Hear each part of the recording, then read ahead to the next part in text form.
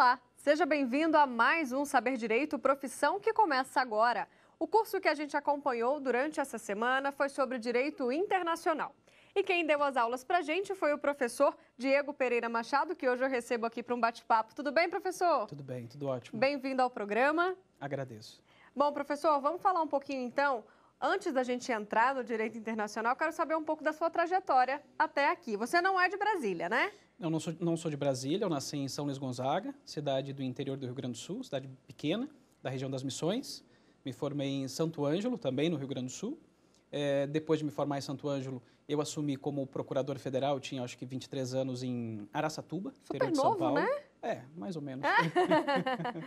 Eu assumi em Araçatuba, São Paulo, depois eu fui lotado como procurador federal em Cuiabá, Mato Grosso. Trabalhei alguns meses aqui em Brasília, na Advocacia Geral da União, um órgão que eu tenho muita saudade, que eu respeito bastante, fiz vários amigos. E depois eu fiquei quase cerca de um ano como procurador federal. Pouco antes, perdão, um ano não, 10 anos. Pouco antes de completar 10 anos, 9 anos e 5 meses mais ou menos, eu prestei concurso para cartório e acabei pedindo exoneração de procurador federal e assumi como tabelião de notas e protesto no interior de São Paulo. Muita experiência, então, nesses anos já, né, professor? Acredito que sim, Vamos começar, então, lá atrás, falando sobre a sua opção pelo direito. Por que escolheu o direito? Alguma influência da família? Na verdade, a minha família inteira são de servidores públicos, ligados também um pouco à zona rural, lá do interior do Rio Grande do Sul. Não tem nenhum advogado, pelo menos parente próximo, ninguém é da área do direito. Eu fui na área do direito porque gostava de leitura. O direito, às vezes, ele é escolhido por exclusão. Não gosto de números, não gosto de história, não gosto da área médica e vou para o direito. Ou até pela carreira mesmo jurídica, de concursos, Exato, né? Os concursos também influenciam muito. Eu entrei na área do direito um pouco no susto, fui um pouco paraquedista, sou muito sincero nesse ponto, e não me arrependo, né? Fui conduzido por essa área, me apaixonei pelo direito, eu ingressei na faculdade, eu acho que em 2001 ou 2002, algo do tipo, estou ficando velho, já faz bastante tempo, e entrei no direito, me apaixonei e não saí mais. E sobre esse assunto, professor, uma estudante, Carolina, lá de São Paulo, mandou uma pergunta pelo WhatsApp para a gente. Pode rodar. Professor, apenas a título de curiosidade, em qual ano da sua formação acadêmica o senhor decidiu em qual área do direito iria atuar? Professor, a gente sabe então que direito internacional foi sua escolha, né? Em que momento foi essa decisão? Na verdade, o direito ele tem um leque muito grande de possibilidades. Muitas pessoas escolhem o direito por causa dos concursos públicos.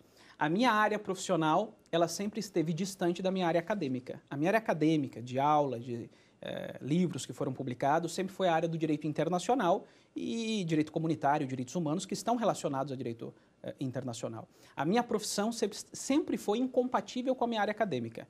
Eu já fui técnico, fui analista, fiz concurso para delegado da Polícia Civil, acabei não assumindo porque assumi como procurador federal da AGU, depois fui tabelião de notas e protesto. A minha área nunca esteve conectada com o direito internacional. O direito internacional eu desenvolvo desde a graduação por influência de um grande amigo, de um grande professor, um segundo ou terceiro pai para mim, que é o professor Florisbaldo de Souza de Lobo, lá de Santo Ângelo, Rio Grande do Sul. Hoje ele mora perto de Porto Alegre, que é uma figura fenomenal. São aqueles líderes, aqueles exemplos que entram na nossa vida e nos conduzem para o caminho do bem. E ele é um grande internacionalista, é um dos maiores internacionalistas hoje no Brasil, e ele me influenciou muito. Me puxou para o direito internacional privado, direito internacional público, me apaixonei e hoje é uma disciplina que eu carrego comigo mais na área acadêmica, confesso que não é muito conectada com a minha área profissional. Você nunca chegou, então, a atuar, por exemplo, no mercado privado, tratando de direito internacional? Não, nunca cheguei. Já dei alguns pareceres, opiniões, dou aula em graduação, dei aula em graduação, dou aula em concurso público há mais de 10 anos, pós-graduação há cerca de 10 anos também, mas nunca atuei, por exemplo, como advogado internacionalista, embora tenha muito contato, network forte, com vários amigos que são advogados internacionalistas. E escrever, professor, também é uma paixão? Você tem algumas obras já, né? Tem algumas obras. Tudo nessa área do direito também internacional? Tudo na área do direito internacional, direito comunitário e direitos humanos. Como hoje eu sou tabelião de notas e protesto, eu começo a entrar um pouco na área notarial e registral também, até para me aprofundar. Mas As minhas aulas, os livros são voltados para o direito internacional, que é a minha área acadêmica, onde eu estou concluindo o doutorado em Coimbra, Portugal, que está indo para essa área do direito internacional, e é o tema das aulas que a gente tem gravado aqui. Vamos falar um pouco, então, já que a gente está na área acadêmica, professor. Você é mestre em Direito, hoje, então, está em Portugal já fazendo o doutorado. Queria que você contasse um pouco dessa experiência de fazer, né, um trabalho tão sério, tão bacana, fora do Brasil, e os desafios disso tudo, né? Porque você tem que conciliar a vida aqui com o estudo, e um doutorado a gente sabe que é bem intenso, né? Ele é bem intenso, bem puxado, especialmente fora do país. Eu sinto que, dependendo do país, Estados Unidos, alguns países europeus, Portugal, Alemanha, os brasileiros estão indo muito para a Europa para fazer tanto mestrado quanto doutorado, são extremamente exigentes, extremamente exigentes. Às vezes é difícil de conciliar. Por exemplo, eu tive que morar um ano em Portugal, tive que conseguir afastamento à época da Procuradoria Federal e fiquei morando lá um ano para atender somente as aulas, né? Mas é uma experiência de vida fenomenal, a gente cresce muito, a gente conhece pessoas, conhece países, e eu acho que isso tem que ser estimulado pelo governo federal, estadual e os governos municipais, porque você facilitando o estudo no exterior, você tem profissionais concursados mais capacitados, mais atualizados, que vão trazer conhecimentos técnicos para a gestão pública. Isso não é um privilégio, isso é um incentivo, e isso eu acho que tem que ser feito. Para todos os órgãos, para todos os concursados, isso deve ser estimulado. A AGU me ajudou muito, eu sou muito grato à AGU, que é um órgão até desconhecido um pouco da sociedade, né, a Advocacia Geral da União.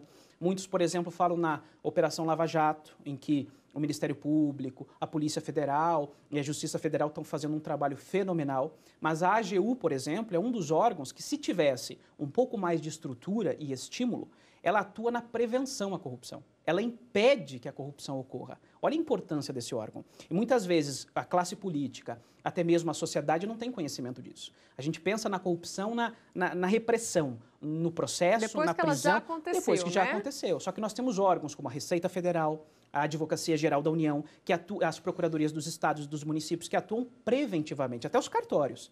Hoje, os cartórios exercem um combate à corrupção que a sociedade sequer imagina. Vamos falar um pouco sobre isso, então, professor? Até uma curiosidade, né? Você estava falando que é um tabelião, e muita gente não sabe o que um tabelião faz. Então, dá essa aula aqui pra gente, explica pra gente um pouquinho do seu dia a dia. Na verdade, o tema cartórios, ele é muito desconhecido da sociedade, né? É muito desconhecido pelos políticos, até mesmo por recém-eleitos, eles não têm muito conhecimento sobre os cartórios. E existem alguns folclores, algumas lendas urbanas dos cartórios. Primeiro, que cartório passa de pai para filho. Isso não existe mais. A Constituição de 1988, desde 1988, para você assumir um cartório, é um concurso público extremamente concorrido. Que qualquer um pode fazer. Qualquer um, desde que formado em direito. Claro, tem requisitos básicos, mas é mediante concurso público, que é um dos institutos mais belos do direito administrativo e constitucional. Você pega alguém para trabalhar a favor do Estado por meio do sistema meritório, com base no mérito, não é indicação política. Primeiro ponto, não tem mais transmissão de pai para filho. O problema é que há alguns cartórios mais antigos, em que os titulares assumiram antes da Constituição e até hoje tem cartório. Permanecem. Só que eles têm um direito adquirido anterior à Constituição e têm filhos que assumem esses cartórios judicialmente. Só que isso já virou folclore, é uma lenda urbana. 90% ou mais de 95% dos cartórios estão sendo preenchidos por concurso público, não há mais a possibilidade de se transmitir de pai para filho. E nós temos vários outros folclores, né? Segundo, cartório é sinônimo de burocracia. Eu sei que as pessoas às vezes não gostam de ir no cartório, ter que carimbar. Até porque a gente só vai quando ou tem que autenticar um documento, exatamente. Transferir alguma coisa, só na parte chata. Exatamente. Nós temos até propostas, e com todo o respeito, propostas que visam, vamos extinguir os cartórios. Quem faz esse tipo de proposta, com todo respeito, não tem conhecimento de economia, não tem conhecimento de segurança jurídica, não tem conhecimento de direito notarial e registral e não faz ideia de como funciona um cartório. Hoje o cartório ele tem como titular um tabelião ou um registrador. E muitos falam, é um absurdo os cartórios, vamos privatizar. Só um pouquinho. Os cartórios já estão privatizados. E é uma forma de privatização extremamente eficiente, uma das melhores. O que é privatizar? O Estado presta um serviço público. Só que o Estado brasileiro, como muitos estados do mundo, estão falidos ou quase falidos, não tem recurso. Tem determinados serviços públicos que o Estado ele privatiza. Ele passa para a iniciativa privada, uma rodovia, mediante concessão, mediante permissão, etc. Para prestar um serviço de qualidade, joga para a iniciativa privada pega todo esse ônus e todo esse gasto e, com base nisso, ela tem lucro. Os cartórios é um entendimento semelhante. Só que ao invés de tu fazer mediante contrato, licitação, em que tem um nível de corrupção altíssimo, tu faz mediante concurso público, sério, com baixos índices de fraude, duramente fiscalizado pelo Poder Judiciário e passa esse serviço público, esse serviço jurídico diferente dos cartórios para uma pessoa física. Essa pessoa física, ela tem todo o gasto, ela não tem ajuda nenhum do Estado, salvo alguns cartórios deficitários, mas fato é que o tabelião registrador, ele pega um serviço público extremamente pesado e caro, em cima disso ele presta um serviço eficiente, duramente fiscalizado pela sociedade, pelas corregedorias do Tribunal de Justiça, que desempenham um trabalho fundamental e presta esse serviço. Tá, mas só um pouquinho, tabelião registrador, eu já fui em cartório, as pessoas pensam, só carimba? Não. Os cartórios têm uma gama de serviços enorme. Hoje, nós temos, por exemplo, processos judiciais que duravam anos no judiciário, separação, divórcio. Hoje são esses processos são solucionados em poucos dias em um cartório, um tabelião de notas. A mesma coisa, correções do registro, que precisava de processo judicial. Você faz uma retificação no registro de imóveis. E o mais importante, algumas pessoas tentam excluir ou extinguir os cartórios, primeiro, porque não têm conhecimento algum. Segundo, que eles não percebem que já está privatizado. E terceiro, falam, nossa, mas tabelião e registrador somente ganha dinheiro, eles são milionários, bilionários. Mais uma lenda urbana terrível. Eu gostaria que fosse verdade, porque eu sou tabelião. E eu sei que não é. Porque todo o movimento bruto de um cartório, você tem vários repasses. Tudo isso que é produzido financeiramente por um cartório é devolvido, é repassado para o Estado, para o Tribunal de Justiça, para o Ministério Público, para a Santa Casa, para algumas procuradorias do Estado. Primeiro ponto. Segundo, o tabelião registrador ele sofre uma carga tributária violenta. Sem contar, a responsabilização é muito forte. Há muita mais pressão e responsabilidade do que uma empresa. E tirando todos esses repasses, nós ainda, dentro de um cartório, quem paga salário de funcionário é o tabelião registrador. Quem paga pelo papel, pela luz, pelo aluguel é o tabelião registrador. O Estado tira uma parcela disso sem gastar um centavo. Na verdade, você gere o cartório todo. Exatamente. A gente faz toda a gestão, todos os custos, toda a responsabilidade e ainda vende, entre aspas, fornece à sociedade o que nós chamamos de fé pública, segurança notarial, segurança registral, que gera uma inversão da prova. Isso traz facilidade para a população. Professor, vou te pedir um minutinho, o assunto está super interessante, mas depois no próximo bloco a gente se aprofunda mais nisso. Vamos agora para um rápido intervalo, então. Você aí de casa, espere um minutinho. Saber Direito e Profissão volta já.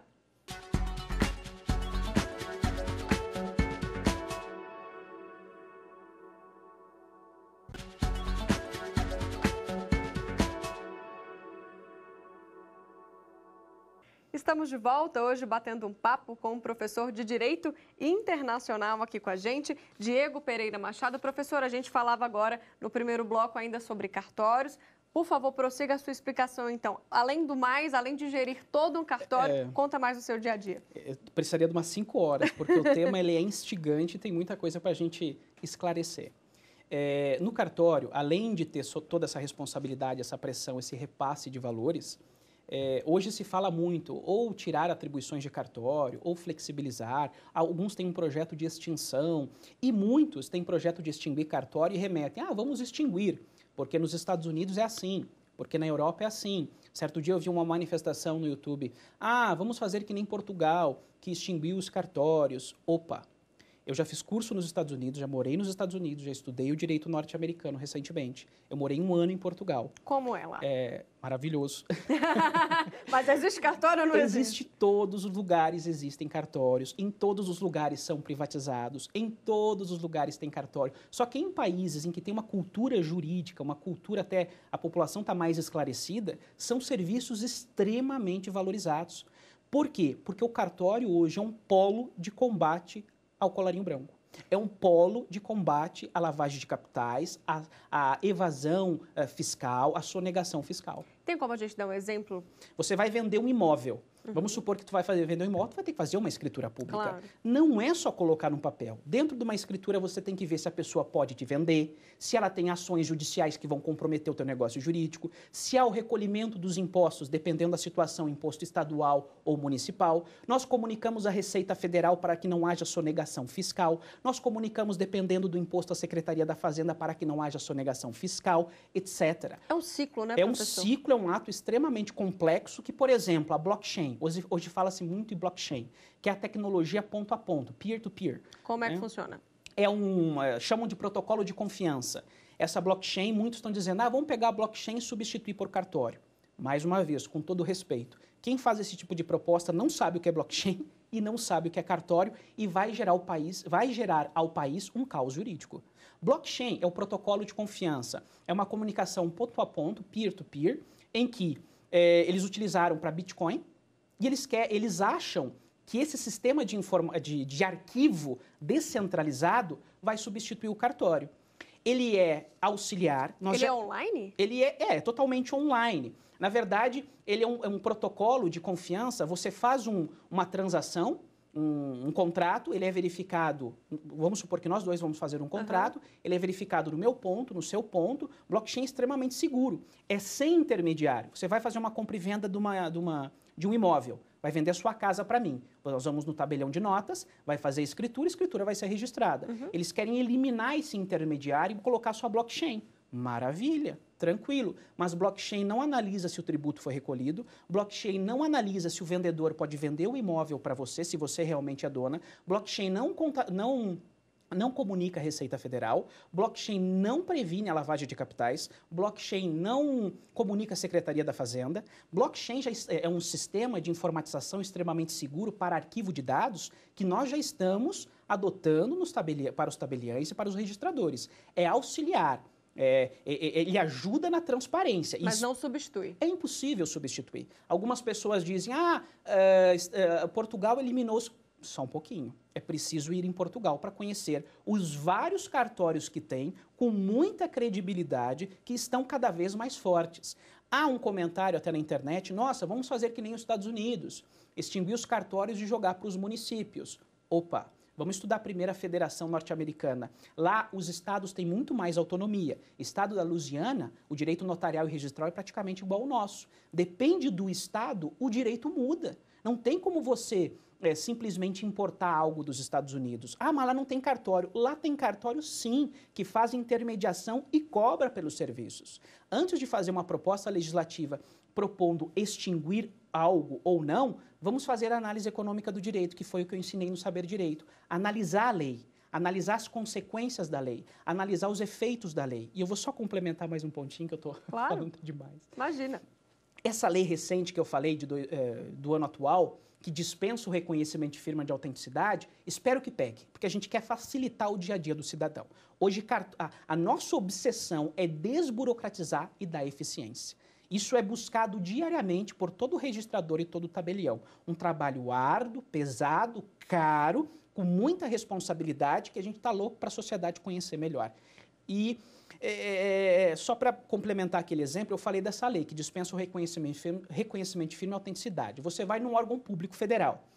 Eu tenho que entregar essa documentação. Precisa reconhecer? Quem vai reconhecer vai ser o servidor público. É isso que fala a lei. Muito bem, maravilha. Mas é que eles entendem que a lei... que o reconhecimento de firma e a autenticidade são atos simples. Eu vou pegar um documento original, a tua certidão de nascimento, vou pegar uma cópia, confere. Não é bem assim. Hoje nós temos vários sistemas de adulteração. E outra coisa, você vai pegar esse serviço que está no tabelião de notas, reconhecimento de firma e autenticidade, já foi privatizado, você já tirou do Estado, para não deixar o Estado pesado, colocou na mão do tabelião, que paga caro por isso, que faz um serviço sério. Aí você pega esse serviço e você estatiza de novo, joga para o Estado. Olha o perigo disso. Primeiro, quem vai fazer o reconhecimento de firma e autenticidade é o servidor público. Servidor público não tem esse preparo técnico. Se o servidor público errar, ele vai sofrer um PAD, um processo administrativo, e pode ser punido por demissão. Vai ter vários erros do Estado. O Estado vai ser responsabilizado por meio de um processo judicial com responsabilidade objetiva. O Estado vai ter que indenizar vários particulares. Quem é que vai pagar essas indenizações? Você, eu, são os nossos tributos. Olha o perigo dessa lei, que, de acordo com a análise econômica do direito, quando nós estudamos os efeitos, parece que ela vem para beneficiar, só que ela não foi feita de forma séria.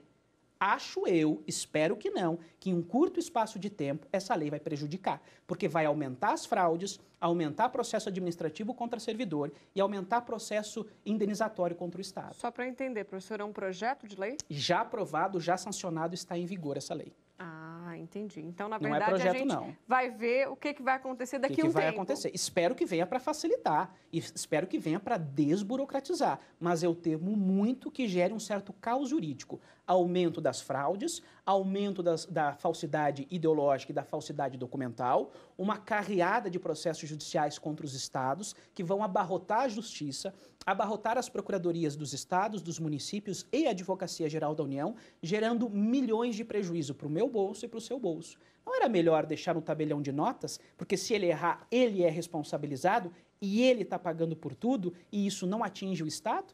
Pois bem, entenderam que não. Vamos esperar para ver se essa lei vai dar certo. Eu, sinceramente, espero que dê certo. Professor, vamos mudar de assunto, falar um pouquinho, então, da área que você gosta, do direito internacional, que você vem ensinar aqui para a gente. Como é que a gente pode analisar hoje o cenário? Você fez várias análises durante essa semana aqui no curso do Saber Direito. Como é que está esse cenário? O direito internacional é uma área extremamente rica. E nós gravamos várias aulas. Durante essas aulas, nós fizemos uma análise econômica do direito internacional. A gente pegou preceitos econômicos e aplicamos ao direito internacional, para tornar o direito internacional mais eficiente, mais concreto. Porque o direito internacional ele ainda está muito poroso, fragmentado.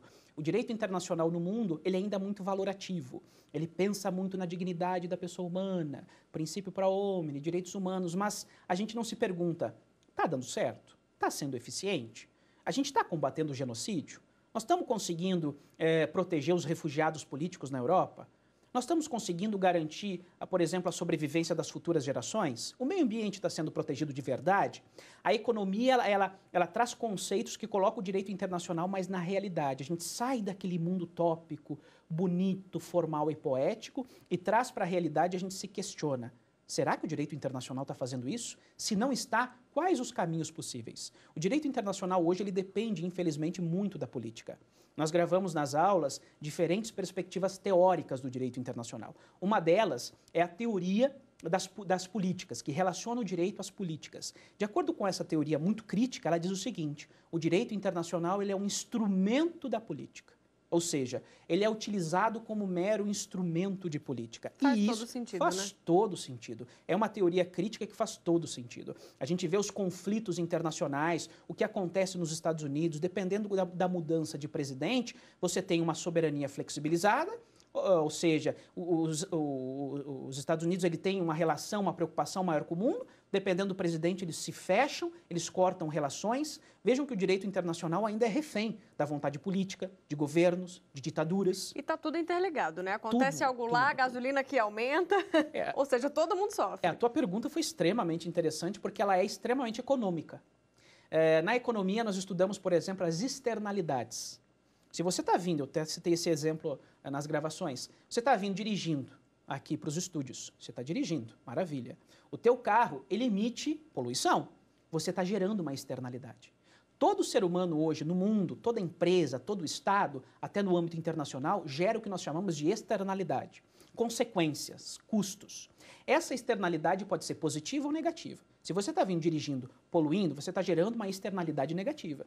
Se você reforma a tua casa e melhora o teu bairro, você está gerando uma externalidade positiva, você está valorizando as outras casas. A gente tem que começar a olhar o direito, inclusive o direito internacional, com base na economia, por exemplo, com base nas externalidades, nas consequências para os outros. Por exemplo, grandes potências como China e Estados Unidos não cumpre o protocolo de Kyoto. As consequências não são apenas para os Estados Unidos, são para o mundo. Eles geram externalidades mundo afora. E isso vai ter que começar a ser analisado pelo direito internacional. E a gente tem uma pergunta agora de um aluno lá de Belém, o Marcos Rodrigues. Ele pergunta sobre a geopolítica mundial e a relação com o direito internacional. Vamos ver. Professor, uma dúvida que eu tenho acerca da sua carreira é como os atuais eventos da geopolítica mundial estão influenciando nos seus estudos sobre o direito internacional. O que a gente pode responder para o Eu agradeço a pergunta do Marcos, um grande beijo, um grande abraço para os meus amigos de Belém, já fui lá dar aula, gosto muito de Belém. A pergunta dele também é extremamente econômica. O direito internacional ele depende ainda muito da vontade dos Estados. Embora o direito internacional clássico, tradicional, não queira às vezes reconhecer isso, a análise econômica do direito que nós desenvolvemos durante as gravações, ela tem como objetivo isso, trazer para a realidade. Não, só um pouquinho. Infelizmente, a sociedade internacional depende ainda muito dos Estados, da vontade dos Estados. A gente fala em tratados de direitos humanos, mas muitos Estados ratificam tratados de direitos humanos, mas não melhoram as condições de direitos humanos internamente. Nós temos ditaduras que cometem genocídio, estupram, matam crianças, cometem as maiores atrocidades e fazem parte de tratados de direitos humanos. E muitas vezes não se questiona, mas espera aí, assinou o tratado e está cometendo genocídio? O direito internacional tem que ser mais realista.